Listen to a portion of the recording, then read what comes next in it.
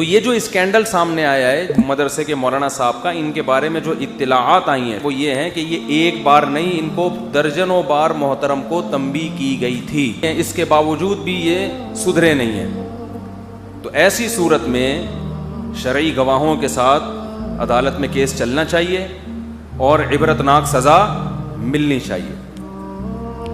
اور اگر شرعی گواہ نہیں ہے تو جو بھی جدید ذرائع ہیں کسی حقیقت تک پہنچنے کے، ان کو بھی استعمال کیا جا سکتا ہے، جو ریکارڈنگ دنیا دیکھ رہی ہے۔ لیکن اس میں ایک بات کا ضرور خیال کرنا چاہیے کہ سزا لازمی ملنی چاہیے ایسی صورت میں جب ایک چیز کیا ہو گئی ہے، ساری دنیا کے سامنے ظاہر ہو گئی ہے، بار بار بتایا گیا ہے، کمپلین تھانے تک میں لوگوں نے جا کے بتایا کہ بھئی یہ صاحب یہ حرکتیں کر رہے ہیں۔ تو ایسی صورت میں تو بہت پہلے کارروائی ہو جانی چاہیے تھی، کیونکہ یہ جرم آہستہ آہستہ کیا ہوتا ہے، پھیلتا ہے۔ یہ لوط علیہ السلام کی قوم میں جو بیماری پھیلی ہے، اچانک تھوڑی سب سارے اس طرح کے ہو گئے تھے۔ پہلے ایک آدمی نے دوسرے کو خراب کیا، دوسرے نے تیسرے کو، تیسرے نے چوتھے کو، ہوتے ہوتے پوری قوم اس جرم کے اندر مبتلا ہو گئی۔ تو اس لیے اسلام میں اس کی سزا بہت سخت ہے۔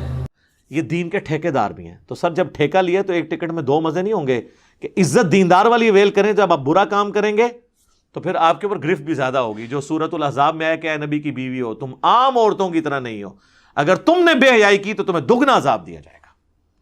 تو اے علماء، تم عام لوگوں کی طرح نہیں ہو، تم زمین پہ خدائی کلیم کیے ہوئے ہو اپنے زوم میں، تو جب تم اس طریقے سے بدنام ہوگے تو پھر تمہاری ذلت بھی وہی والی ہوگی جو جھوٹے خداؤں کی ہوتی ہے، جیسا کہ فرعون کی ہوئی۔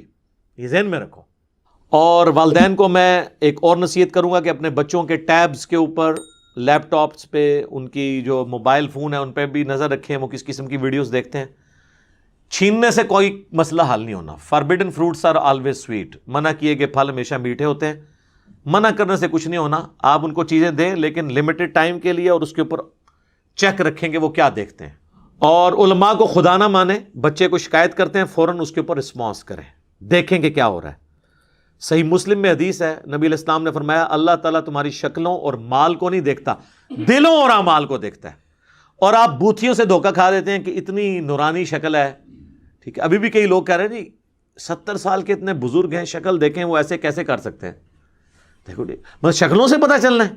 آپ چاہیں یہودیوں کو دیکھیں، ان کے چہرے کتنے، یعنی وہ رنگت صاف ہے، ضرورت سے زیادہ صاف ہے، تو رنگت پہ فیصلہ ہونا ہے۔